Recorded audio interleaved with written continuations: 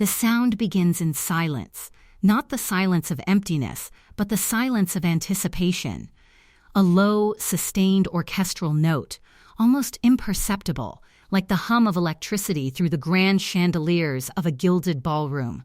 Then, gradually, the sound of 1,000 voices speaking in hushed, urgent tones. Not conversation, precisely, but the susurrus of wealth acknowledging itself, the rustle of silk gowns, the soft clink of crystal glasses, the whispered commentary of society's gatekeepers as they witness something they understand instinctively will be remembered. On the evening of November 6, 1895, in the most opulent ballroom New York had ever witnessed, a transaction was quietly consummated. Not with currency, though currency was involved, vast quantities of it, but with something far more precious. A title. A coronet. A dynasty. The bride was Consuelo Vanderbilt, age 18, dressed in a gown of white silk and Brussels lace that had cost more than most American families earned in a lifetime. The gown itself was a small masterpiece of textile engineering, each thread precisely placed, each seam an act of meticulous devotion. It took 7 seamstresses 6 months to complete. The Brussels lace alone, imported at considerable expense, had been hand-selected by Alva Vanderbilt herself, who understood instinctively that in the language of high society, fabric spoke as eloquently as words. The veil that adorned the bride's head was fastened with a diamond coronet, a piece of jewelry so valuable that it had been kept in a vault until the precise moment it was placed upon her brow. The weight of it, both literal and symbolic, seemed to press down upon the young woman's skull like a crown fashioned from stone rather than precious metal. The groom was the 9th Duke of Marlborough English, ancient in lineage if not in years, nearly bankrupt despite the vastness of his estates. He cut a handsome figure in his formal dress, and observers noted that he moved with the unconscious grace of a man born to privilege. Yet there was something else in his demeanor, a kind of practiced charm that suggested he understood, with perfect clarity, the transactional nature of the ceremony about to unfold. He was not a man in love. He was a man conducting business, albeit business of an extraordinarily refined variety. And standing in the shadows of that glittering cathedral of marble and electric light was the true architect of this union, the woman whose will had arranged every detail with the precision of a military campaign, her own mother, Alva Vanderbilt. She did not stand at the front of the ballroom where pride of place would have suggested she position herself. Instead, she had stationed herself in a corridor adjoining the main hall, partially concealed by the architectural features of the space, watching the proceedings with an intensity that suggested she was monitoring the execution of a carefully orchestrated plan rather than witnessing the union of her daughter and a foreign nobleman. Her expression was difficult to read, not quite satisfaction, not quite triumph, but something closer to the look of a general observing the completion of a siege that had consumed decades of strategic planning. She had orchestrated this marriage, not for love. Indeed, love did not figure into her calculations at all, but for something far more intoxicating than mere affection. Power, the acquisition of something that had been denied to her throughout her entire adult life. Here stood a woman whose name had become synonymous with New York society itself, a woman who had clawed her way from uncertain wealth into the innermost sanctum of the American aristocracy through methods that combined ruthlessness with an almost theatrical sense of showmanship. A woman who had, through the force of her personality and the application of her considerable fortune, essentially forced the established families of New York, the Astors, the Biddies, the Winthrops, to acknowledge her presence, to accept her invitations, to recognize the legitimacy of her position. And yet, despite commanding millions of dollars, despite overseeing countless estates spread across multiple states, despite wielding social influence that extended across the entire eastern seaboard, Alva still hungered for something that no amount of currency could purchase. She hungered for something that transcended wealth entirely. She hungered for legitimacy, for recognition from the old Eastern establishment, the families whose names had been woven into the fabric of American history before her own fortune had even been conceived. She hungered for the knowledge that she had not merely been tolerated by these families, but genuinely accepted, incorporated into their ranks not as a parvenu to be patronized, but as an equal to be respected. And so, she had made a choice that would echo across decades and fracture relationships in ways she could not have anticipated. She would offer her own daughter as collateral. Consuelo Vanderbilt would become the instrument through which her mother's ambitions would finally be consummated. By arranging for her daughter to marry a man of ancient English nobility, Alva was attempting to accomplish something that her own efforts, however formidable, had been unable to achieve. She would create a tangible link between American wealth and European legitimacy. She would establish a dynasty that possessed both the financial resources of the new industrial aristocracy and the genealogical legitimacy of old European nobility. She would give her family something that money alone could never purchase: history, ancestry, the weight of centuries of aristocratic lineage.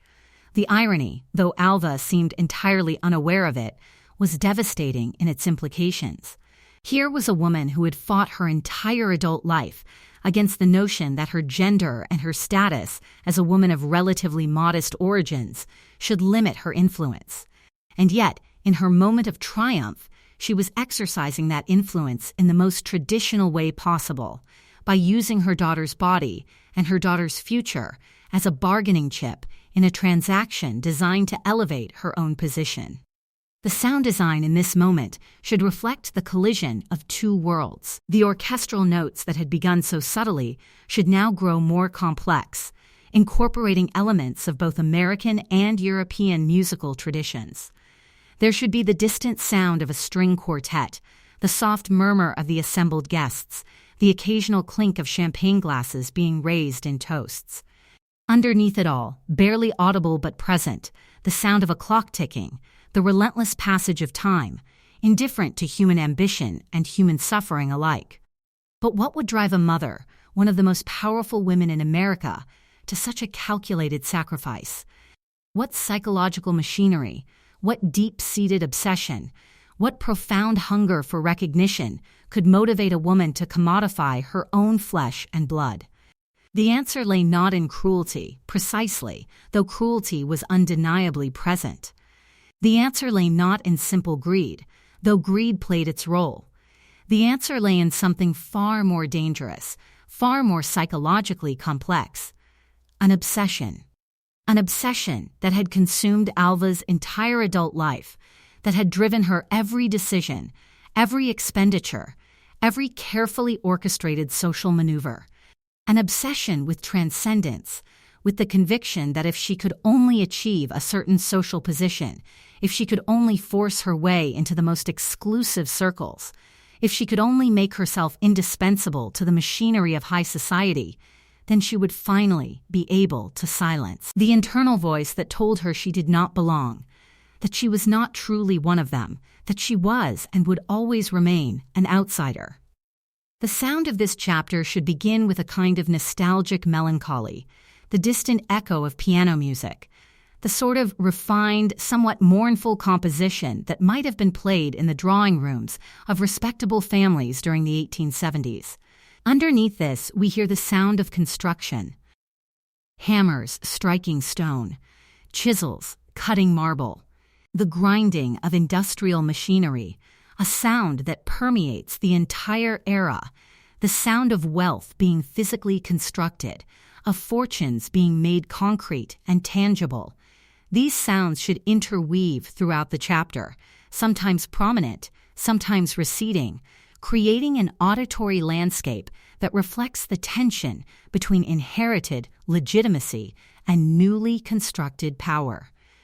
Alva Erskine Smith was not born into the inner circles of American wealth.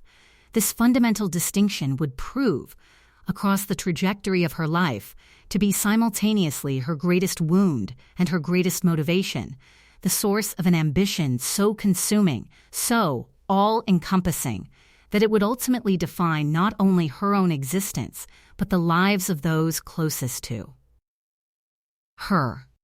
She did not inherit her position. She was not born into a world where her name opened doors and her lineage granted her automatic access to the highest echelons of society. Instead, she was born into something considerably more modest. Her father was a cotton merchant named Murray Forbes Smith, a man of moderate success and respectable fortune, wealthy enough to ensure that his children would never want for material comfort, but not wealthy enough to command the kind of generational influence that separated the truly established families from the merely prosperous. The distinction, though it might seem subtle to those outside the rarefied world of American high society, was absolute. There were families whose fortunes stretched back generations, whose ancestors had been merchants and landowners before the Industrial Revolution had fundamentally transformed the nature of American commerce. And then there were families like the Smiths, newly prosperous, recently elevated, lacking the mystique of ancestral legitimacy. This absence of pedigree carved itself into Alva's consciousness early and indelibly. She grew up aware, on some level she could not quite articulate, that despite her family's wealth, despite the quality of her education and the elegance of her surroundings, there existed a category of people to whom she would never quite belong, a category defined not by money, but by time, by the accident of birth into the right families, the right bloodlines, the right historical moment. The wealthy families who had established themselves before her father had even begun to accumulate his fortune looked upon newcomers like the Smiths with a kind of polite contempt that was somehow more cutting than outright rudeness. It was the contempt of those who understood themselves to be permanent, eternal, while dismissing everyone else as temporary, as people who had enjoyed a windfall, who had been fortunate, but who lacked the deep historical legitimacy that separated true aristocracy from mere wealth. In 1875, at the age of 22, Alva married William Kissam Vanderbilt, a grandson of the railroad tycoon Cornelius Vanderbilt. On the surface, the marriage appeared to be precisely what it was designed to be, an advantageous union between two wealthy families. The Vanderbilts were, unquestionably, wealthy, their fortune derived from the railroad industry, from Cornelius's ruthless accumulation of capital and his willingness to manipulate markets and competitors with the single-mindedness of a man who understood that sentiment was a luxury that only the poor could afford. William Kissam Vanderbilt inherited not just money, but access to one of the largest fortunes in the Western Hemisphere. The marriage itself was not a scandal. The newspapers did not treat it as a shocking development or an improbable union. The Vanderbilts were sufficiently wealthy that they could marry into any family with the reasonable expectation of social acceptance. And yet, in the eyes of the entrenched old money families of New York, the families whose ancestry stretched back to colonial times, whose fortunes were measured not in decades but in centuries, the marriage was not a triumph. It was, at best, a lateral movement. The Vanderbilts, for all their vast wealth, were new money. Railroad money. Industrial money. The kind of fortune that had been accumulated through commerce and speculation rather than inherited through the careful stewardship of ancestral estates. The Eastern establishment, that shadowy assemblage of families who had established the standards by which all other wealth would subsequently be measured, viewed the Vanderbilts with the same mixture of envy and disdain that they reserved for all nouveau riches. These families muttered about them behind their fans and champagne flutes at society gatherings.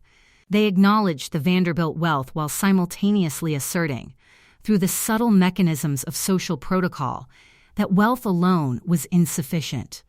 One could purchase a mansion, but one could not purchase legitimacy.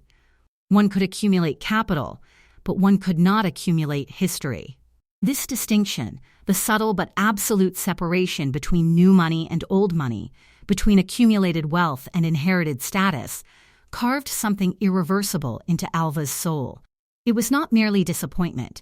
It was something more fundamental, The recognition that the game she had assumed she could win by virtue of her husband's fortune was, in fact, a game rigged by rules she did not fully understand and could not hope to change through conventional means. The old families would accept the Vanderbilt wealth. They would attend her dinners. They would acknowledge her social position. But they would not, in any genuine sense, accept her as one of their own. She would always remain an outsider, admitted to their world through the back door of financial necessity, but never granted genuine membership in the institution itself. While her husband managed the family's vast railroad interests with the quiet competence of a man born to fortune, a man who understood intuitively how to navigate the complex machinery of high finance and industrial speculation, Alva began to orchestrate something far more ambitious, far more psychologically complex than simple social climbing. She began to work toward the forcible transformation of the Vanderbilt name itself, not from wealthy to wealthier, but from wealthy to legitimate.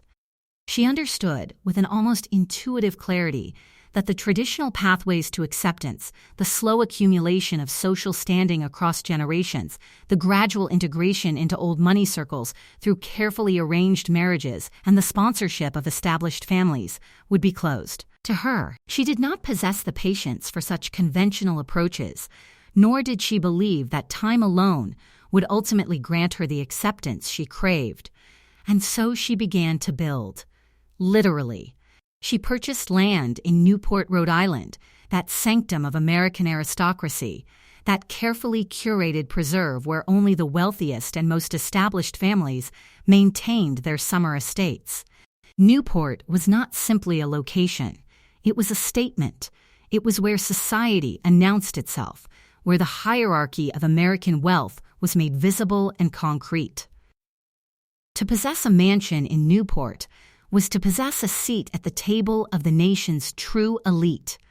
Alva understood this intuitively, and she was determined not merely to secure a seat, but to dominate it entirely. She commissioned Richard Morris Hunt, the most celebrated architect in the nation at that time, to design a mansion so magnificent, so architecturally audacious, that it could not possibly be ignored or dismissed as the pretentious folly of newly wealthy outsiders.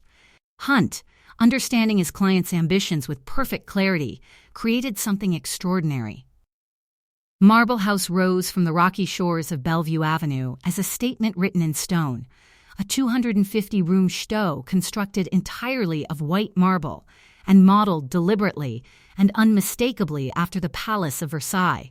The cost of construction was staggering, $11 million, a sum that would approximate $370 million in modern currency.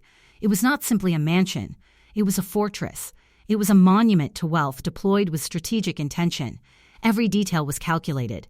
Every architectural flourish was designed to communicate a specific message, that the Vanderbilts possessed not merely money but taste, not merely capital but cultural sophistication, not merely the ability to purchase but the understanding to create. The sound design during the construction sequences should emphasize the relentless, almost violent nature of wealth being deployed. The hammers striking stone grow louder, more insistent.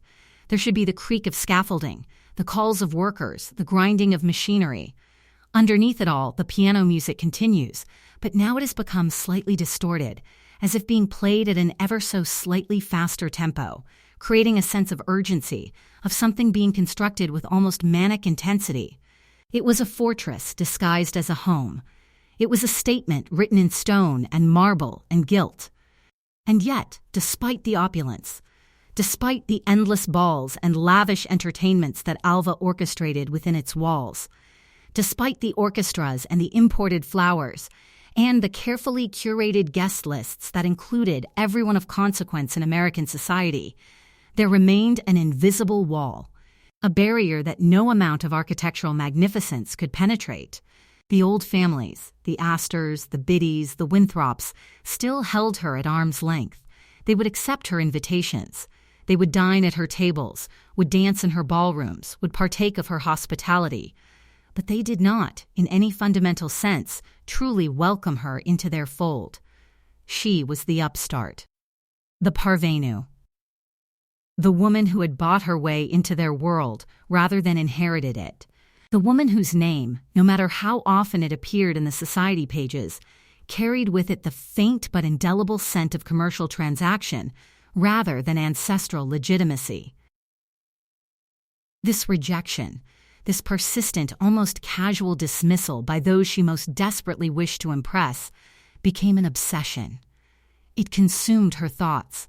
It motivated her decisions. It drove her to construct ever more elaborate entertainments, to purchase ever more valuable art, to display her wealth with increasing ostentation in hopes that sheer magnitude of expenditure might finally accomplish what strategic cultivation had been unable to achieve. The sound design for this chapter should shift dramatically from the architectural ambition of the previous section. Where Chapter 2 was dominated by the sounds of construction and refined drawing room music, Chapter 3 should open with something more discordant, more psychologically unsettling. We hear the ticking of a clock, not merely as a metaphor for the passage of time, but as an actual, audible presence, growing progressively louder as the chapter unfolds. Underneath this, there should be the distant sound of ocean waves, the sense of vast geographical distance. And woven through it all, fragments of European music, a waltz played on a scratched phonograph record, slightly warped and distorted, creating an uncanny, almost nightmarish quality. The overall effect should be one of mounting tension, of something inevitably converging, of the collision between two worlds that were destined to meet but should never have done so. By 1890, Alva Vanderbilt had achieved what most reasonable observers would have considered not merely impressive, but genuinely impossible. She had forced her way into New York society through the sheer, relentless application of will and expenditure. The Vanderbilts were now received everywhere. Their balls had become the most exclusive events of the social season, gatherings that those truly invested in their own social standing could not afford to decline or ignore. The society pages of the major newspapers, which had once treated the Vanderbilt name with a kind of amused tolerance, now reported on their activities with the same reverence and deference that had previously been reserved solely for the Astors and the other families of the Eastern establishment. Invitations to a Vanderbilt entertainment had become synonymous with social legitimacy. To be excluded from one of Alva's gatherings was to find oneself marginalized in the eyes of society. And yet, despite this extraordinary achievement, despite the undeniable transformation of her social position, Alva remained profoundly unsatisfied. The hunger that had driven her for decades had not been sated by success. If anything, it had grown more acute, more desperate, more consuming. She had conquered New York society, but New York society, she had come to understand, was itself a provincial concern. The true apex of legitimacy, the ultimate validation of aristocratic standing, lay across the Atlantic Ocean. It lay in Europe, in England, in the ancient seats of power that had dominated global civilization for centuries. She had become the queen of a realm that was, in the grand scheme of human history, remarkably young and remarkably provincial. And that realization had become intolerable to her. It was at precisely this moment of psychological crisis, this moment when Alva's sense of achievement was curdling into profound dissatisfaction, that she became aware of something happening across the ocean. In Europe, something genuinely seismic was occurring. The great estates of England, those ancient fortifications of privilege and legitimacy that had seemed immutable, eternal, beyond the reach of historical change, were crumbling, not under siege from external enemies, but under the inexorable weight of their own obsolescence. The Industrial Revolution, which had so dramatically enriched American fortunes derived from railroad capital and industrial speculation, had fundamentally restructured the sources of wealth in European society. Where once land had been the primary determinant of power and prosperity, now capital, liquid, mobile, detached from geography, had become the true measure of financial influence. Many of England's oldest families found themselves in a predicament that was almost unimaginable to those accustomed to thinking of European nobility as permanent, stable, forever secure. These families possess titles of immeasurable antiquity. They possess genealogies stretching back through centuries of carefully documented ancestry. They possessed estates of extraordinary cultural and historical significance. They possessed the intangible but undeniable asset of legitimacy, the knowledge that their bloodlines had endured, that their families had survived the vicissitudes of history, that they were genuinely, authentically aristocratic in a way that could not be constructed or purchased, only inherited. But they lacked something far more concrete and far more essential. They lacked money. Specifically, they lacked the vast quantities of capital necessary to maintain their estates, to sustain their households, to preserve the physical infrastructure upon which their social standing depended. Blenheim Palace, one of the greatest houses in England, a structure of almost unimaginable magnificence, designed by Sir John Vanbrugh and constructed over the course of decades at enormous expense, was hemorrhaging money at an alarming rate. The costs of maintenance, of staffing, of the endless repairs required to preserve such a vast and complex structure had become virtually unsustainable. The dukes who held title to Blenheim found themselves in the position of possessing immense wealth on paper. The value of the estate itself was staggering, while simultaneously lacking the liquid capital necessary to prevent its slow, inevitable decay. It was a peculiar form of poverty, the poverty of those who owned everything but could afford nothing. Across the Atlantic, there existed another crisis, though one of an entirely different character. American heiresses, young women born into the vast fortunes accumulated through industrial speculation and commercial enterprise, possessed virtually unlimited wealth. They had at their disposal sums of money that could purchase almost anything available for purchase on the open market. And yet, they possessed almost nothing that European society regarded as truly valuable. They had no genealogy, no ancestral lineage stretching back through centuries. They had no titles. They had no connection to the ancient legitimacy that still commanded respect, even reverence, in European aristocratic circles. In the eyes of European society, they were wealthy but fundamentally illegitimate, women whose fortunes were real but whose social standing was fundamentally provisional, recent, utterly lacking in the weight of historical tradition. It was a perfect inversion, an almost mathematical perfection of need meeting need, supply meeting demand. The English aristocracy had genealogy but lacked capital. The American heiresses had capital but lacked genealogy.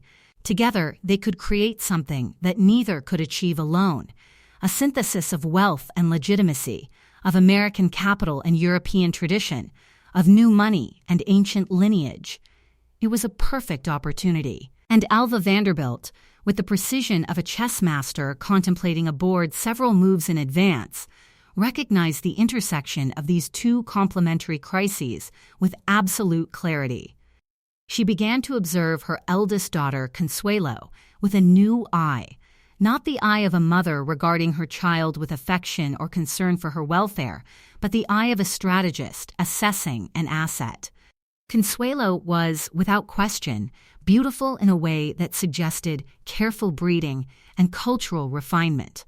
She was accomplished, educated in music and languages and the social graces deemed appropriate for women of her station. She possessed taste and sensitivity and artistic inclination. She was, by any conventional measure, an admirable young woman. But from Alva's perspective, these qualities, while pleasant enough, were almost irrelevant. What mattered was something far more fundamental and far more instrumental. Consuelo was a Vanderbilt heiress. Consuelo possessed access to one of the greatest fortunes in the Western Hemisphere. Consuelo was capable, when married, of commanding a dowry of extraordinary proportions, a dowry substantial enough to rehabilitate the finances of even the most desperately impoverished European duchy. She would be the vehicle, Alva understood with perfect clarity, through which Alva herself would finally transcend the limitations of her American origins. Through her daughter's marriage, Alva would accomplish what she had been unable to achieve through her own efforts. She would create a genuine, indisputable connection between the Vanderbilt name and the ancient legitimacy of European nobility. It was in 1894 that the 9th Duke of Marlborough made his first visit to America. He arrived ostensibly for leisure, aristocratic tourist sampling the industrial novelties and social curiosities of the New World. In reality, his visit was motivated by something far more urgent and far more desperate. He was a man of unquestionable aristocratic bearing, the product of generations of careful breeding and refined education. He was charming in that particular way that only those born to absolute social confidence can be charming. He was also, and this fact would prove to be essential to the entire subsequent narrative, desperately financially embarrassed. His estates were in disrepair. His investments had failed. His income, while respectable by ordinary standards, was wholly inadequate to the scale of expenditure required to maintain his position and his properties in the manner to which both he and his social circle expected. He was, in short, exactly what Alva had been waiting for. When he met Consuelo at a social gathering, a gathering that had been arranged with remarkable convenience by Alva herself, it appeared to observers to be precisely what it seemed, a chance encounter between two members of high society. What began as coincidence was, in fact, carefully choreographed manipulation of the most sophisticated variety. Every detail had been calculated. The guest list had been curated specifically to ensure that the Duke would be present. Consuelo had been positioned strategically within the social space. Introductions had been arranged with the precision of a military campaign.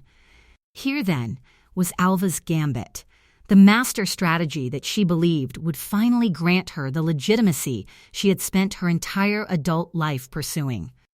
If Consuelo married the Duke, the Vanderbilts would be connected, through marriage, to one of England's most ancient and most distinguished families. If Consuelo bore sons to the Duke, and Alva was confident that she would, those sons would inherit not merely the Vanderbilt fortune, but also the Marlborough title. They would be simultaneously American heirs to one of the world's greatest industrial fortunes and English dukes. They would possess the genealogical legitimacy of centuries of aristocratic lineage. They would be, quite literally, the synthesis of two worlds, the ultimate validation of Alva's ambition to transcend the barriers that separated new money from old. It was the perfect solution to the obsession that had consumed Alva's entire adult life. It required only one sacrifice, one that seemed to Alva almost negligible in the context of the vast benefit that would accrue to the family: her daughter's autonomy, her daughter's choice, her daughter's right to determine the course of her own life according to her own desires and her own understanding of happiness. But Consuelo harbored a secret, one that would transform this calculated arrangement from a matter of simple mercenary ambition into something far more sinister, far more psychologically complex, far more tragic in its ultimate implications. The sound design for this chapter must be profoundly claustrophobic, creating an auditory landscape that mirrors the psychological imprisonment unfolding within the narrative. Gone are the grand orchestral sweeps and architectural ambitions of earlier chapters. Instead, we hear the intimate, almost suffocating sounds of domestic interior spaces. The ticking of clocks becomes more prominent, more insistent, multiple clocks in different rooms, their ticks slightly out of synchronization, creating a discordant, unsettling rhythm that suggests time itself becoming a weapon. We hear the rustle of heavy fabric, silk gowns, velvet curtains, moving through rooms with constrained, deliberate movements. There are footsteps in corridors, the closing of doors, the creaking of hinges. Underneath all of this, barely audible but ever present, the sound of suppressed weeping, distant and muffled, as if coming from behind closed doors. The overall effect should be one of entrapment, of a carefully constructed prison disguised as a palace, of wealth becoming an instrument of control rather than liberation. What unfolded behind the closed doors of the Vanderbilt mansion during the months of late 1894 and early 1895 was nothing less than a psychological siege of extraordinary sophistication and devastating effectiveness. It was not crude. It was not overtly violent. There were no scenes of melodramatic confrontation, no theatrical displays of parental tyranny. Instead, what occurred was something far more insidious, far more psychologically damaging. The systematic, methodical dismantling of a young woman's capacity for autonomous thought and action through the deployment of emotional manipulation, social isolation, and the weaponization of filial obligation. Consuelo Vanderbilt was not a willing participant in her own commodification. This point cannot be overstated, because it fundamentally transforms our understanding of what followed. She was not a young woman who had accepted her role in a family strategy and made peace with the sacrifice that role demanded. She was, on the contrary, a young woman actively resisting, actively asserting her own will, actively fighting against the trajectory that her mother had determined for her. She was, in fact, deeply and genuinely in love with a man of her own choosing, a man named Winthrop Rutherford, who was handsome in the fashion of the era, socially accomplished, and from a family of considerable standing, though hardly from the uppermost echelons of the American aristocracy. He adored her with a devotion that appeared genuine and unconditional. The feeling was mutual. For Consuelo, the prospect of marrying Rutherford represented something that was, in the context of her world and her upbringing, almost unimaginably precious: the pursuit of personal happiness over dynastic obligation, the possibility of a marriage based on affection rather than strategic calculation, the chance to exercise her own judgment, to make her own decision, to determine for herself the course of her own life.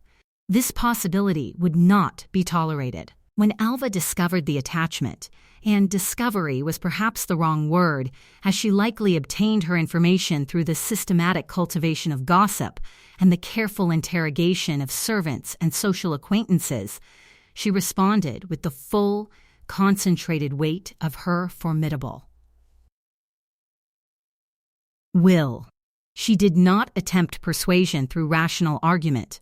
She did not present careful logical cases for why the Duke represented a more advantageous match than Rutherford.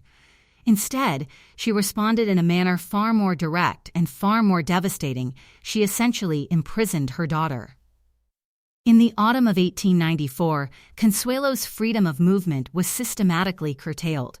She was forbidden from leaving the family mansion without explicit permission from her mother. She was denied attendance at social engagements that she had previously anticipated with pleasure. She was denied correspondence with Rutherford. She was isolated from the social sphere, in which she had previously moved with ease and confidence. It was a gilded cage in the most literal sense, an imprisonment that occurred within the context of extraordinary material luxury, surrounded by servants and comfort and every physical amenity that vast wealth could provide, but lacking entirely the fundamental freedoms that those physical comforts were supposed to represent. She was surrounded by abundance but denied access to the world beyond the mansion walls. She possessed every material advantage, and none of the existential freedoms that should have accompanied such advantage. The sound design during this period of confinement should become progressively more constrained. The ticking of clocks grows louder, more prominent. The footsteps become more frequent, the pacing of someone trapped in limited space. The doors opening and closing become more aggressive, more emphatic. The sounds of the household staff moving through the mansion become more pronounced, reminders of constant surveillance, of being observed. The psychological warfare that accompanied this physical confinement was relentless and methodical. It was not random or chaotic. It appeared to follow a carefully calculated pattern, suggesting that Alva had approached the breaking of her daughter's will with the same strategic precision she had applied to her conquest of New York society. Alva would remind her daughter, repeatedly and with a kind of relentless insistence, of her obligations to the family name. She would invoke the memory of the Vanderbilt fortune, built, she would claim, by those willing to sacrifice personal desire for greater purpose. She would present herself as a woman whose greatest disappointment was not her daughter's defiance, but her daughter's ingratitude toward all that the family had provided. She would weep, claiming with apparent sincerity that Consuelo's continued resistance was destroying her, breaking her heart, disgracing the family. She would suggest that Consuelo's behavior was a betrayal of everything the Vanderbilts stood for, a repudiation of the values that had enabled the family's extraordinary rise. Then, almost immediately after deploying these tactics of guilt and obligation, Alva would shift strategies entirely. She would speak of the Duke in glowing, almost seductive terms. She would present him as a man of ancient nobility, a man whose blood carried the weight of centuries of aristocratic tradition. She would describe the life that Consuelo would inhabit as the Duchess of Marlborough, the palaces, the estates, the position of unprecedented eminence. She would paint a picture of a future in which Consuelo would occupy a position of social significance that even the most exalted American heiress could never achieve. She would suggest that marriage to the Duke would elevate Consuelo far beyond the reach of any mere American suitor, no matter how wealthy or how accomplished. She would frame the marriage not as a sacrifice, but as an extraordinary opportunity, the chance to transcend the limitations of American society and enter the rarefied realm of genuine European aristocracy. The letters that Consuelo wrote during this period, letters that would later be discovered and preserved for historical examination, reveal a woman in profound psychological torment. She wrote of her suffering with a kind of aching eloquence that suggests the depth of her distress. She wrote of her resignation, not the resignation of one who has accepted an inevitable circumstance, but the resignation of one who has come to understand that resistance is futile, that her will has been systematically overridden, that the psychological mechanisms at her disposal are insufficient to prevail against the concentrated force of her mother's determination. She wrote of her sense of helplessness, a helplessness that was compounded by her own upbringing, which had taught her from earliest childhood that her will was subordinate to her mother's judgment, that obedience to parental authority was not merely advisable, but morally obligatory, that the assertion of her own desires in contradiction to her mother's wishes constituted a kind of betrayal of the fundamental order upon which her entire world was constructed. And now, in her moment of greatest need, in the moment when she most desperately needed to resist, she found that her mother had weaponized the very obedience that had been instilled in her since birth. The psychological architecture upon which her personality had been constructed, the understanding that her role was to comply, to defer, to subordinate her own judgment to that of her elders, had been transformed into an instrument of her own psychological destruction. By early 1895, Consuelo had capitulated. Whether this capitulation resulted from genuine acceptance of the wisdom of her mother's decision, or whether it resulted from a kind of psychological depression so profound that continued resistance had become literally impossible, remains a matter of historical speculation. What is certain, what the record makes unambiguously clear, is that she ceased to resist. The letters stopped. The expressions of defiance ended. She allowed the engagement to be formally announced. She appeared in public with the Duke wearing an expression of serene resignation that would become increasingly familiar to those who knew her well, a kind of mask of acceptance that sat upon her face like something constructed from porcelain, beautiful and perfect and utterly devoid of genuine feeling. But there was a price. There is always a price. Consuelo's acquiescence was not forgiveness. It was not the product of a change of heart or a gradual acceptance of her mother's wisdom. It was the surrender of a mind that had been systematically broken, that had been subjected to psychological pressure until resistance had become impossible. She capitulated not because she agreed, but because continued resistance had become unbearable. And in making that capitulation, she incurred a debt that would haunt her relationship with her mother for decades to come. She would never truly forgive Alva for what had been done to her. The wound, once inflicted, would never fully heal. It would scar over, yes. It would become less painful with time, yes. But the fundamental violation of her autonomy, the fundamental betrayal of maternal trust, would remain a permanent fracture in their relationship. And Alva, standing in triumph at the height of her strategic victory, seemed entirely unaware that she had purchased something along with her daughter's compliance, something that would prove far more costly than anything she had previously sacrificed. She had purchased her own daughter's resentment. She had purchased years of psychological distance and emotional coldness. She had purchased the knowledge eventually that her victory had been Pyrrhic, that she had achieved her objective, but in doing so had lost something of immeasurable value, the genuine love and respect of the person closest to her. As the wedding date approached in the autumn of 1895, as preparations became increasingly elaborate, no one, not Alva, not the Duke, not even Consuelo herself, could have anticipated that this triumph would contain within it the seeds of Alva's eventual downfall. No one could have foreseen that a reckoning would unfold across decades, a reckoning that would transform her relationship with her daughter into something far more complex and far more painful than simple maternal love. The sound design for this chapter should be a symphony of celebration and underlying dread, a complex, layered auditory experience that mirrors the psychological complexity of the event itself. We begin with the distant tolling of church bells, deep and resonant, calling the faithful to witness. As we move into the ceremony itself, we hear the full orchestra of a grand wedding, a string quartet playing Mendelssohn's Wedding March, the murmur of thousands of guests, the rustle of elaborate gowns, the whispered commentary of society matrons. But underneath this surface celebration, there should be something else, a kind of tension, an almost inaudible dissonance, as if the music itself is slightly off-key, as if something fundamental is wrong beneath the polished surface of pageantry. The sound of Consuelo's footsteps should be distinct and audible, each step deliberate, weighted, almost funeral in its cadence. There should be moments of sudden quiet, pauses in the music that feel like held breath, like the world momentarily stopping. By the end of the chapter, the celebratory sounds should fade, replaced by the sound of a carriage departing, wheels on cobblestone growing gradually fainter, as if something essential is being removed from the world.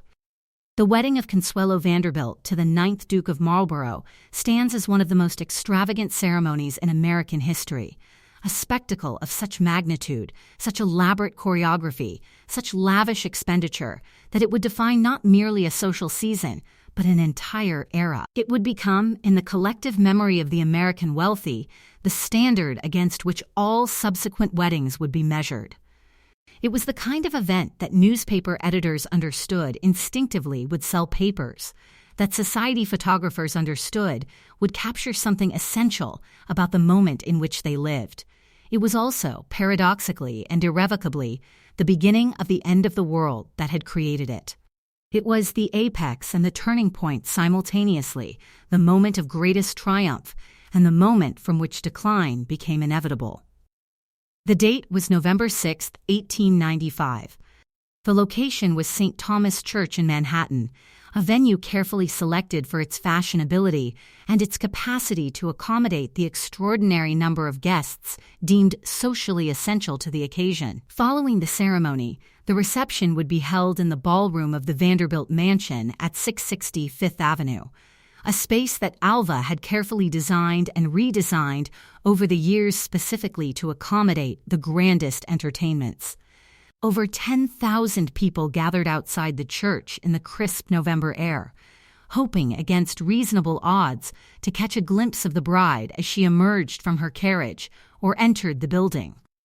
The crowd was extraordinary, a testament to the celebrity that the Vanderbilt name had achieved, to the genuine public fascination with the lives of the wealthy, to the appetite for spectacle that characterized the era. The guest list read like a directory of American wealth and European nobility. It was not merely a wedding of two individuals, but an assembly of the most powerful and prominent families in two continents. Governors and senators sat alongside English peers. American industrial magnates found themselves in conversation with European aristocrats. The newspapers had already begun calling it the greatest wedding ever celebrated in the Western Hemisphere, a designation that spoke more to the hyperbolic nature of journalism than to any objective standard, but that nonetheless captured something true about the event. It represented the apotheosis of Gilded Age spectacle, the moment when wealth deployed itself with maximum visibility and maximum intention. What the newspapers did not report, what the carefully curated accounts of the wedding deliberately omitted, was what occurred in the bride's dressing room, mere hours before the ceremony commenced. It was a moment of such psychological significance, so laden with unspoken meaning and emotional weight, that it would later become one of the most poignant and tragic details of Consuelo's entire life. It was a moment that she would revisit decades later in her autobiography, an account she wrote with extreme care, choosing her words with such deliberation that what she withheld became as significant as what she explicitly stated. Consuelo stood before a mirror in that dressing room, clothed in white Brussels lace and pearl, the most expensive wedding dress ever created in America, a garment that had required months of labor by the most skilled seamstresses in the country. Her hair had been arranged with meticulous care, and upon her head rested a diamond coronet that caught the light in such a way as to create the impression of a halo, an effect that was surely not accidental. The overall impression was one of transcendent beauty, of a young woman transformed into something almost ethereal, almost not quite human. She was, by all external measures, the perfect bride, the apotheosis of feminine beauty and aristocratic refinement. Her mother entered the room. Alva had positioned herself strategically to ensure that she would have these final moments alone with her daughter before the ceremony. What passed between them in those moments would remain officially unspoken, a kind of treaty of silence that both women honored for the rest of their lives. But Consuelo, in her autobiography, provided a carefully worded account that revealed everything through the precise calibration of what it chose to emphasize and what it chose to leave implicit. Alva stood behind her daughter, not beside her, but behind, in a position of authority and dominance. And there, in that moment of maximum vulnerability, with her daughter dressed in white and adorned in jewels, and about to embark on a journey from which she could not return, Alva reminded her of her duty. She reminded her of the obligation she bore to the Vanderbilt name. She invoked the memory of the family's rise to prominence, the sacrifices that had been made to achieve their current position, the responsibilities that came with bearing such a distinguished name. She told her to think of the family honor, to understand the importance of the dynasty they were establishing, to comprehend the profound historical significance of becoming Duchess of Marlborough, of connecting American wealth to centuries of English aristocratic lineage. And Consuelo, hearing these words from her mother's lips, understanding with terrible clarity what they truly signified, not guidance or blessing, but rather a final, crushing restatement of obligation, wept, not delicate tears of bridal emotion, but genuine, profound weeping. The weeping of a person who understood that she was about to surrender her life to a future that she had not chosen, to a person she did not love, to a country she did not know, for the sake of a parent's ambition. Alva left the room. The sound design at this moment should be particularly significant. The closing of a door, the finality of it, followed by silence. Then, the distant, muffled sound of Consuelo's weeping, gradually subsiding, as if she were gathering herself, composing herself, preparing for the performance that lay ahead. Minutes later, the bride emerged from her dressing room. To all external appearances, she was composed, elegant, radiant in the way that brides are expected to be radiant. But those who knew her well, those who had intimacy with her emotional landscape, observed something else. The light in her eyes had dimmed. The spontaneity that had once characterized her movements had been replaced by something more careful, more controlled, more performative. Those observers noted a brittleness beneath the grace, a quality of rehearsal beneath the spontaneity. It was, unmistakably, a performance of joy rather than the genuine experience of joy. It was the performance of a woman playing the role of a happy bride because the role was required of her, because the alternative, the revelation of her true emotional state, was unthinkable within the context of the occasion. The ceremony itself proceeded with all the pageantry expected of such an occasion. The organ music swelled, the guests stood. The bride proceeded down the aisle on her father's arm, a moment choreographed with such care that every element was calculated to convey maximum emotional and social significance. The vows were exchanged. The words that bound two people together were spoken, though by whom and with what degree of genuine commitment remained forever ambiguous. The bride and groom processed together through a corridor lined with Vanderbilt relatives, all of them understanding, on some level that transcended conscious articulation, what had just transpired. They understood that they had just witnessed not merely a marriage between two individuals, but the transference of a woman from one authority to another, the closure of one chapter of her life, and the opening of a far more uncertain one. The sound design during the reception should shift from the ceremonial solemnity of the church to something more elaborate, an orchestra playing elegant waltzes, the clink of glasses, the murmur of hundreds of conversations occurring simultaneously. But there should also be moments of sudden quiet, as if the celebration were punctuated by awareness of something unstated, but present. But the moment that truly captured the psychological reality of this marriage, the moment that crystallized everything that had been done and everything that had been lost, occurred not during the ceremony itself, but during the reception. As Consuelo was being escorted toward the departure carriage by the Duke, escorted as if she were an object being transferred from one location to another, she turned suddenly and looked back toward the mansion. She did not look at her father, who had stood by throughout the entire ordeal with the benign passivity that characterized his role in the family structure.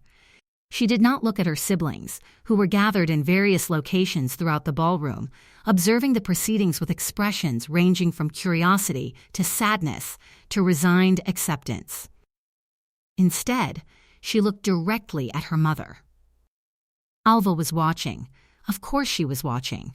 She had positioned herself strategically throughout the entire day to ensure that she could observe every significant moment, as if her observation itself were necessary to the event's completion. Her expression in that moment was one of complete vindication. It was triumph, yes, but it was something more complicated than simple triumph. It was the expression of a woman who had fought for decades to achieve a particular objective and had finally, irrevocably, succeeded. It was the expression of a woman who understood that she had accomplished something genuinely extraordinary, that she had forced her daughter into a marriage that would connect the Vanderbilt name to one of Europe's most ancient and most distinguished families. And in that glance, that final moment of connection between mother and daughter before separation, before Consuelo would cross the Atlantic and assume a new life in a foreign country, lay the full weight of what had been sacrificed. Consuelo's youth, her agency, her right to choose the course of her own life, her capacity to pursue happiness on her own terms, her opportunity to marry for love rather than for dynastic advantage. She had been transformed over the course of months of psychological pressure into a coronet. She had been polished and refined and offered up as tribute to legitimacy. She had been converted from a person into an instrument of her mother's ambition, and she would never truly recover from the transaction. The carriage pulled away from the mansion, carrying Consuelo toward her new life. The sound of the wheels on the cobblestone street should grow progressively fainter, as if something essential was being removed from the world, as if a light was gradually being extinguished. The celebration continued behind her, but she was no longer part of it. She had entered a new realm, a new existence, one from which there was no return. What Alva did not comprehend in that moment of triumphant vindication, standing at the height of her social ascendancy, was that she had secured her place in the firmament of New York society at precisely the moment when her world was beginning to crack. The crack was still invisible to her, a hairline fracture that would not become apparent until years had passed and circumstances had changed.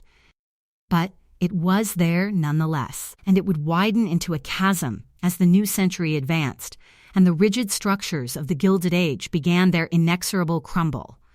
The very institutions and hierarchies that Alva had spent her entire adult life penetrating, the very social order that she had fought so fiercely to conquer, would begin to hemorrhage away, rendered obsolete by historical forces far more powerful than any individual's will.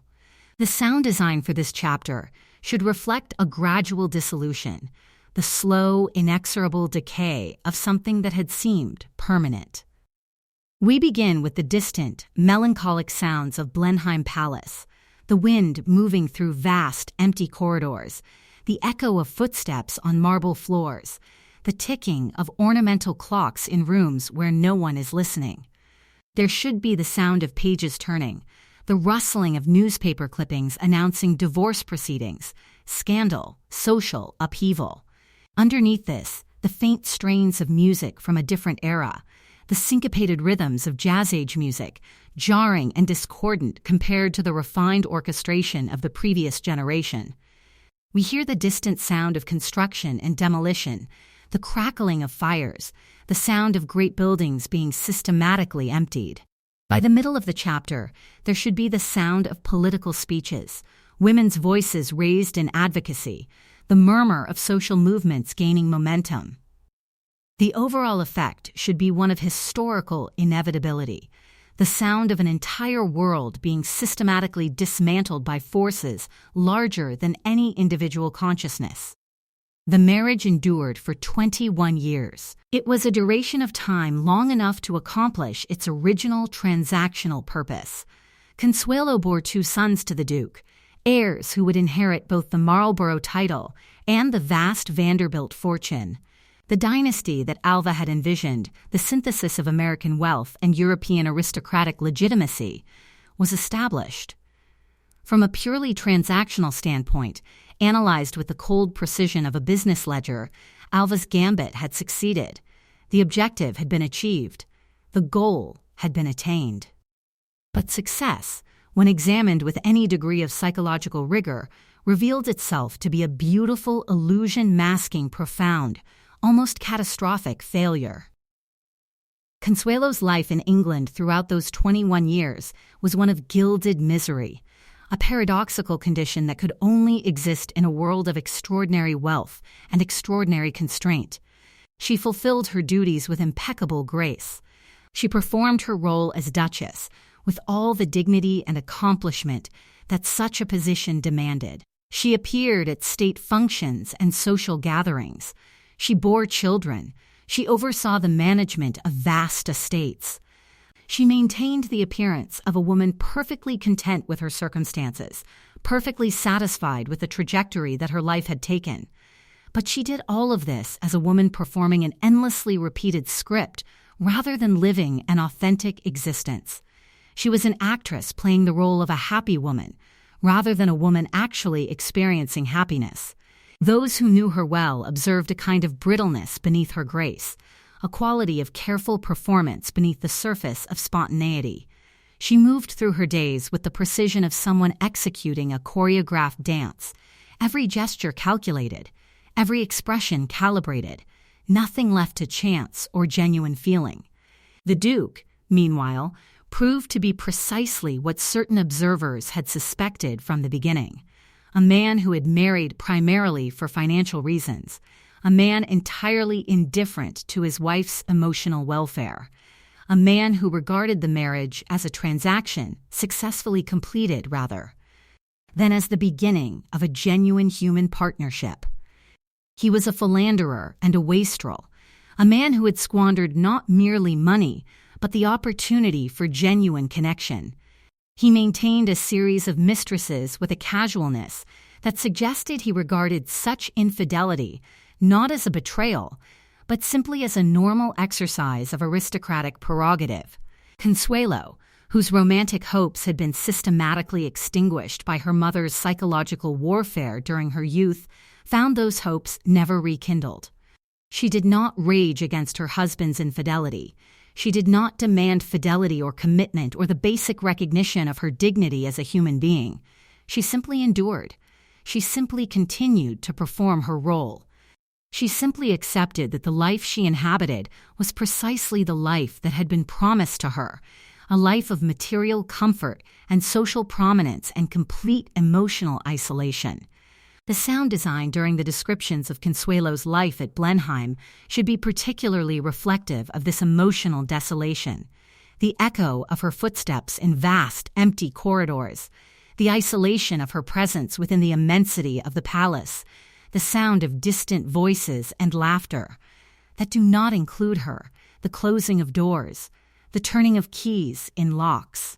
But in 1921, Consuelo made a decision of extraordinary courage and psychological significance. She took the extraordinary step, particularly remarkable for a woman of her station and era, when divorce carried profound social stigma and when women of the aristocracy were expected to endure marital unhappiness with quiet resignation, of divorcing the Duke. It was not an action undertaken lightly. It was not an action undertaken without considerable cost to her social standing and her reputation. But it was an action undertaken with an almost defiant assertion of her own will, her own autonomy, her own right to determine the course of her own life.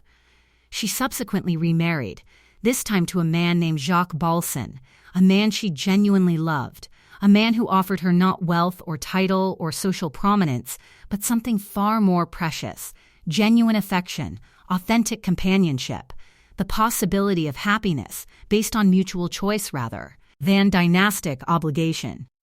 And in this second marriage, Consuelo finally experienced something approximating the happiness that had been systematically denied her in her youth. It was not perfect happiness. The damage inflicted by her forced first marriage was too profound for that. But it was genuine. It was authentic. It was, for the first time in her adult life, something that belonged to her rather than something that had been imposed upon her. But the damage to her psyche was irreversible. The fundamental violation of her autonomy during her formative years had left scars that would never fully heal. She would spend her remaining decades as a dutiful, accomplished woman, intelligent, cultured, genuinely kind, but also as a woman who had been robbed of something essential.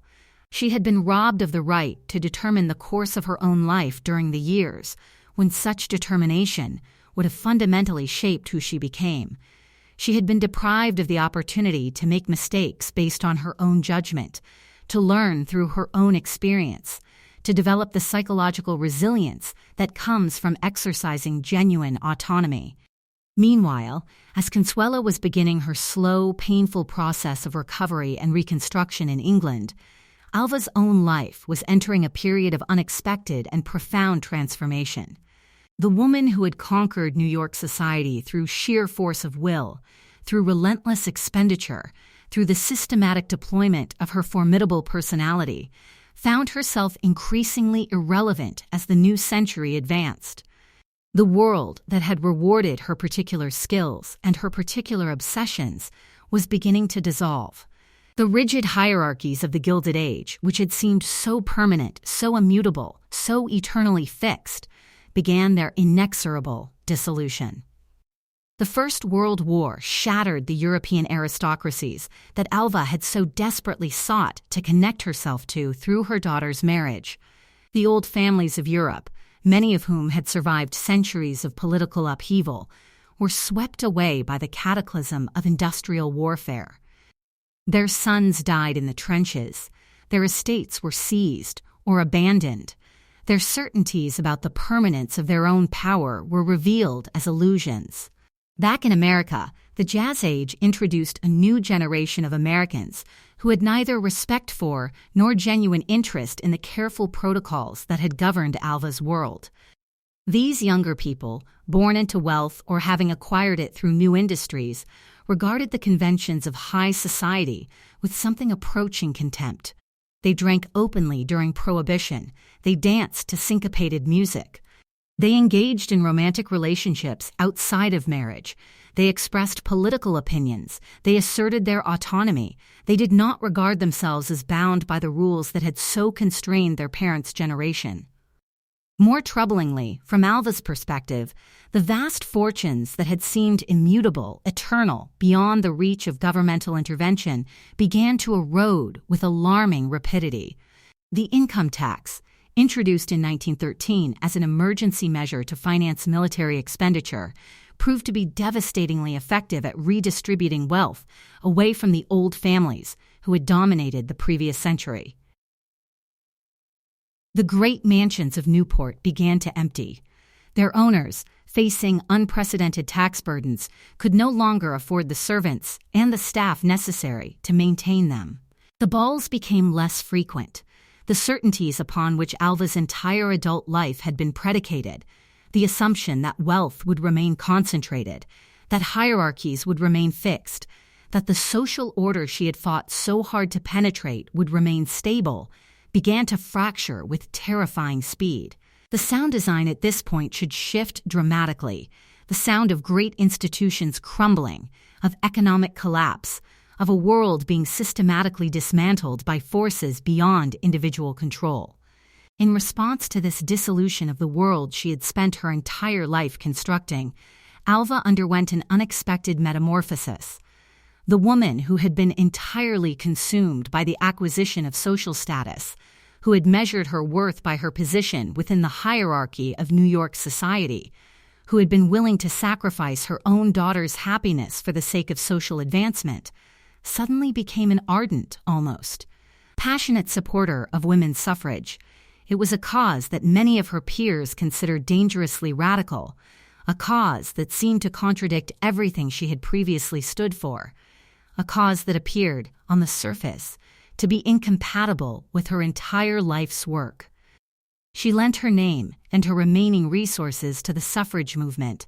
She gave speeches advocating for women's right to vote. She lobbied politicians. She used the residual influence that she still possessed to advance a cause whose ultimate effect would be to undermine the very hierarchies that had previously sustained her power. This transformation, while admirable in many respects, remains psychologically fascinating. Had Alva, in her final years, experienced a genuine moral awakening? Had she developed, through age and experience and the erosion of her world, a belated conscience regarding the powerlessness of women, a powerlessness that she had, ironically, so ruthlessly exploited in her own daughter? Or was this simply another iteration of her lifelong drive to position herself at the forefront of whatever movement or cause possessed cultural authority?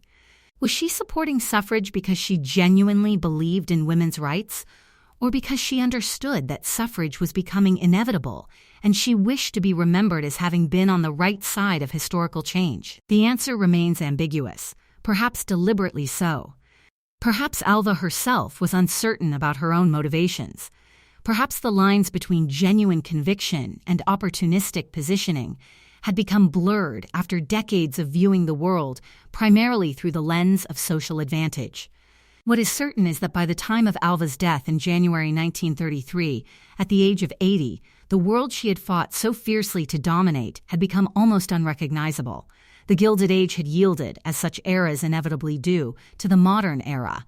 The rigid social hierarchies that had motivated her entire adult life had been swept away by historical forces of such magnitude that no individual, however formidable, however determined, however ruthlessly ambitious, could resist or redirect them. The very categories by which she had understood herself and her position, categories of wealth, of social standing, of aristocratic legitimacy, had become largely irrelevant. She had spent her entire life fighting to achieve something that, at the moment of her death, was already becoming meaningless. Consuelo outlived her mother by 3 decades. She lived long enough to see the world change, to see the social structures that had constrained her begin to dissolve, to witness the emergence of a new society in which the constraints that had bound her could no longer be imposed with the same absoluteness. In her autobiography, written late in her life when she was finally in a position to speak with some degree of freedom, she reflected on her forced marriage with a mixture of sadness and resignation. She did not condemn her mother explicitly. The conventions of her era and her own deeply ingrained obedience to parental authority prevented such direct judgment. She did not rage against the violation that had been done to her, but the weight of unspoken resentment saturates every page of her account. It emerges in the careful language she uses to describe her mother, in the pauses where condemnation might have been expected, in the fundamental melancholy that underlies her entire narrative. And yet, there remains an unexpected epilogue to this story, one that suggests that even Alva's greatest triumph, even her most ruthless and calculated sacrifice, contained within it a hidden redemption, albeit one she would never fully comprehend or appreciate. The sound design for this final chapter should be contemplative and elegiac, the auditory equivalent of looking back across a vast expanse of time with the perspective that only distance can provide. We begin with the sound of wind moving through empty rooms, the echo of footsteps in spaces designed to accommodate hundreds but now occupied by no one. There should be the distant sound of the ocean, not aggressive or dramatic, but a constant, rhythmic presence, the sound of something eternal and indifferent to human aspiration. Overlaid upon this should be the faint echoes of music from earlier chapters, fragments of the orchestral pieces that have accompanied Alva's rise, now played at a slower tempo, detuned, as if heard from a great distance. We hear the pages of a book being turned, suggesting historical reflection and archival research. Voices, contemporary voices, should enter periodically, speaking in hushed, reverent tones about the artifacts and the history they represent. By the end of the chapter, the sound should become increasingly sparse, more meditative, until we are left with only the sound of the ocean and the wind, a kind of acoustic emptiness that suggests both the transience of human ambition and the permanence of natural forces indifferent to that. Ambition. In attempting to understand the life of Alva Vanderbilt with any degree of philosophical rigor, we must confront an uncomfortable and perhaps unwelcome truth about human ambition, that the most forcefully acquired victories often contain within them, hidden like a secret wound, the seeds of their own negation. Alva spent the entirety of her adult life, decades of relentless effort, of calculated maneuver, of ruthless determination, clawing her way into the sanctified circles of American aristocracy. She devoted herself entirely to the pursuit of social standing, to the conquest of the hierarchies that had initially rejected her, to the acquisition of a position within the world of the Eastern establishment. But here lies the tragedy.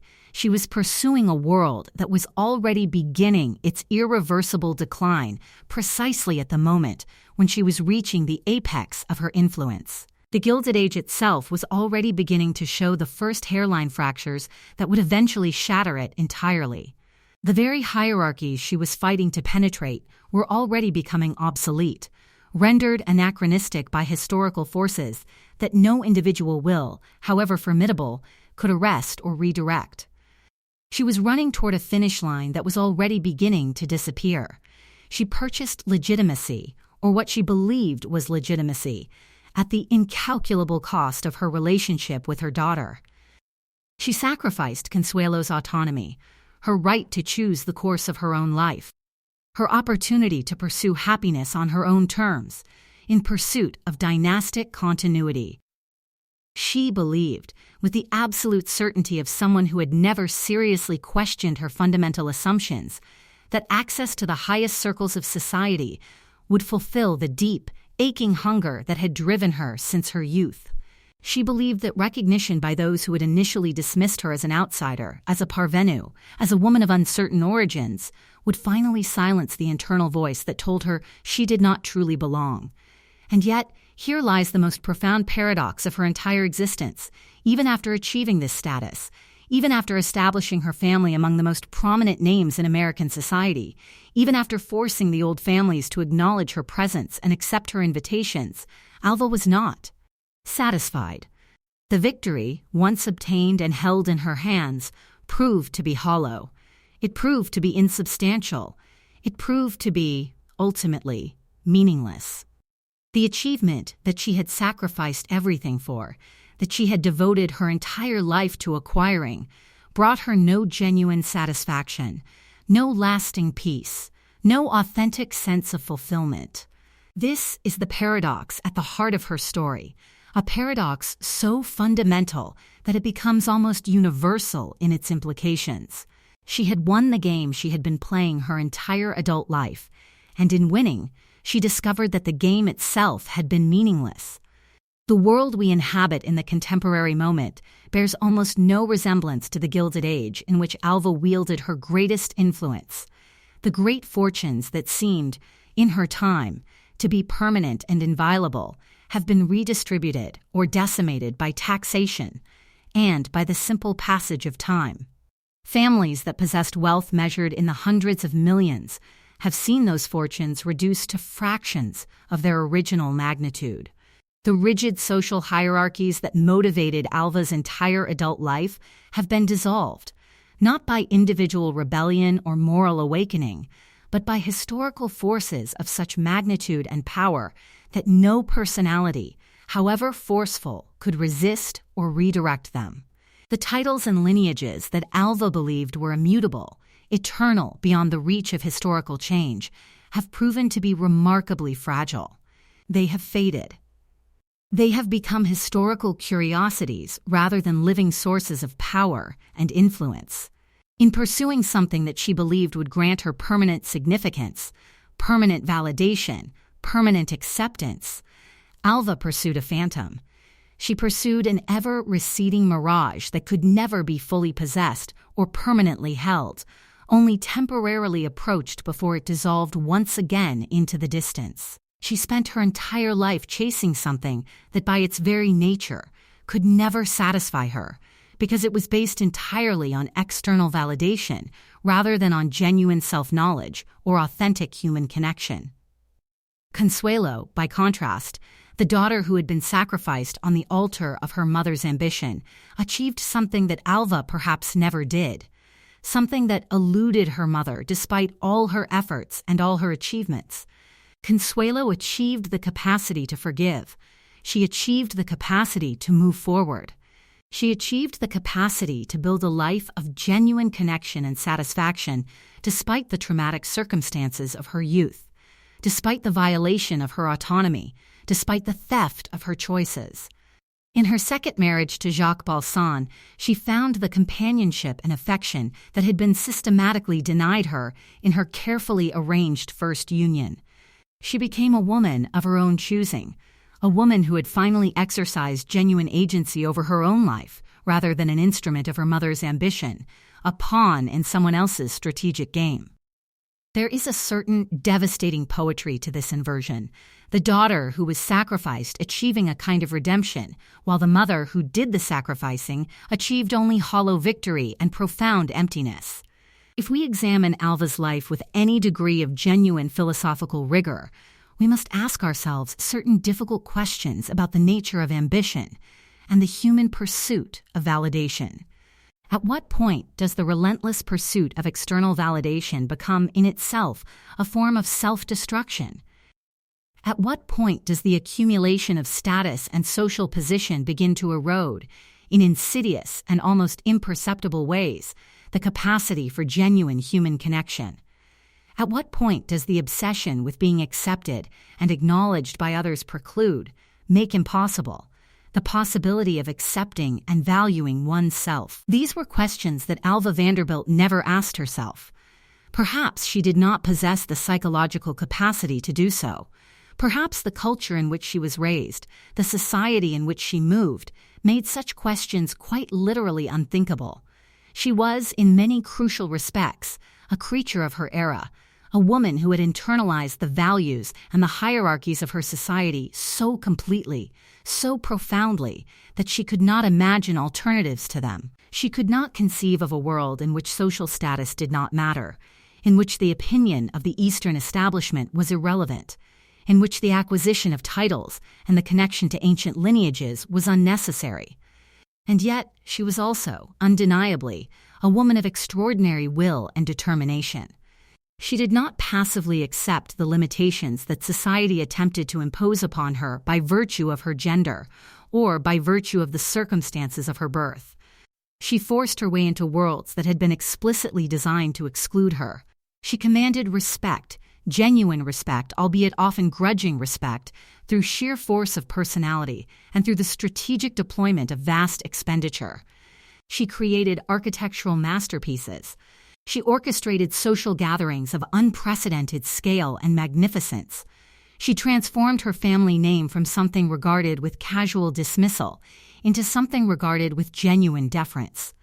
In this, there is something genuinely admirable. There is something in her story that speaks to human aspiration, to the refusal to accept limitation, to the determination to transcend the circumstances of one's birth. But the tragedy, and it is a tragedy of classical proportions, lies not in her ambition itself, but in the direction that ambition took. Her ambition was directed entirely outward, toward the acquisition of status and the pursuit of acceptance from others, rather than inward, toward the development of genuine self-knowledge, and toward the cultivation of authentic human connection. She built a fortress and called it a home. She accumulated symbols of legitimacy and confused them with legitimacy itself.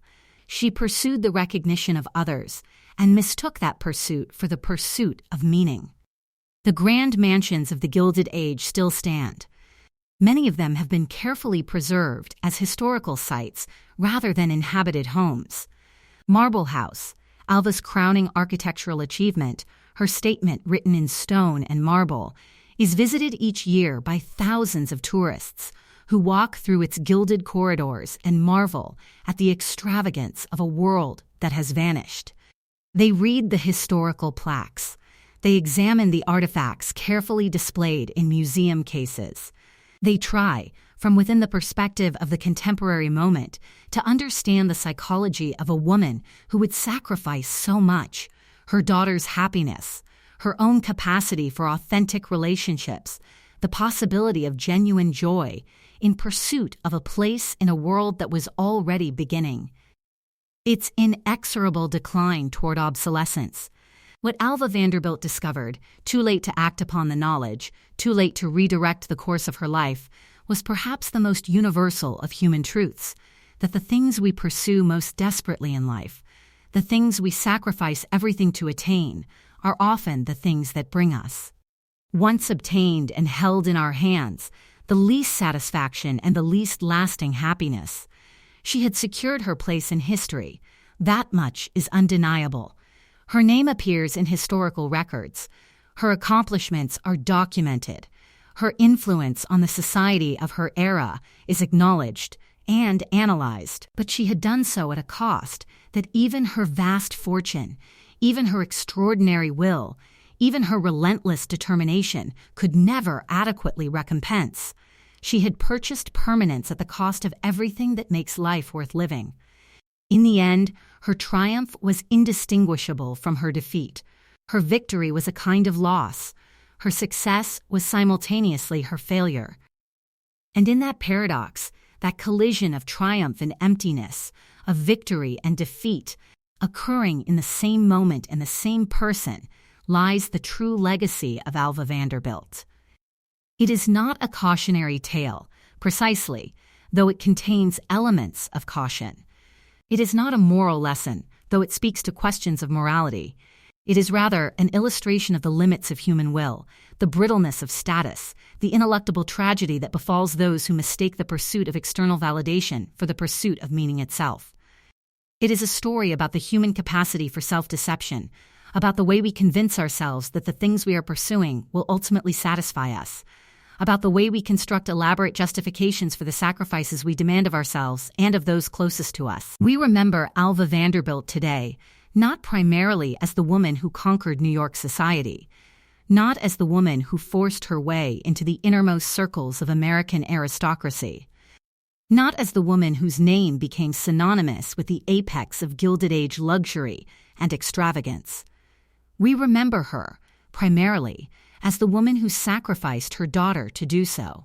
And perhaps that is the most fitting epitaph, not a measure of her success, but a measure of its cost, not an accounting of her achievements, but an accounting of what those achievements cost her and those around her. The great mansions remain. Marble House stands on the shores of Newport exactly as it did a century ago, its white marble catching the light, its rooms echoing with emptiness. But the world that built these mansions has vanished. It has been swept away by historical forces that rendered it obsolete. The titles and dynasties that Alva so desperately sought to establish have faded into historical footnotes, matters of academic interest rather than living sources of power or influence. The rigid hierarchies that she fought so fiercely to penetrate have dissolved, replaced by different hierarchies, different forms of status, different definitions of success and legitimacy.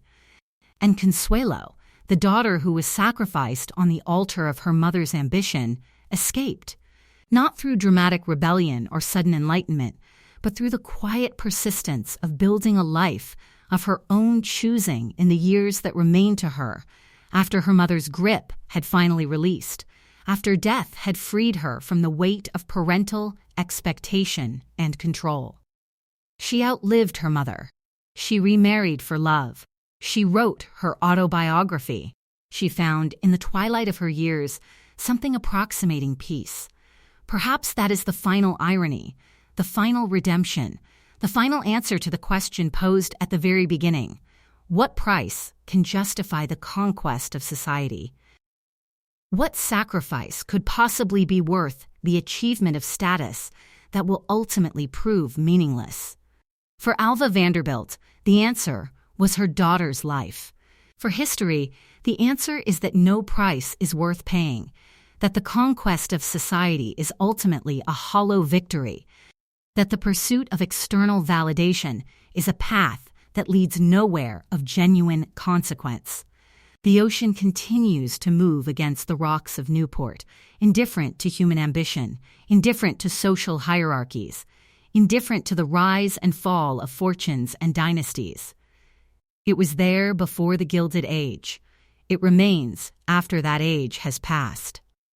And it will continue long after all of us have ceased to exist, moving with the same rhythm, carrying the same indifference to human striving. In that permanence, perhaps, lies a kind of wisdom, the recognition that our struggles for status and recognition are temporary, provisional, ultimately insignificant in the vast scope of human history and geological time. Alva Vanderbilt's legacy is not the mansions she built or the social position she achieved. Her legacy is the lesson of her life, a lesson about the limits of will, the brittleness of ambition, and the profound tragedy that results when we pursue external validation at the cost of internal authenticity. It is a legacy that speaks not to triumph but to the price of triumph, not to success but to the emptiness that often accompanies success, not to the conquest of society but to the loneliness that often results from that conquest. And perhaps that is enough. Perhaps that is, in the end, the only real legacy any of us can leave.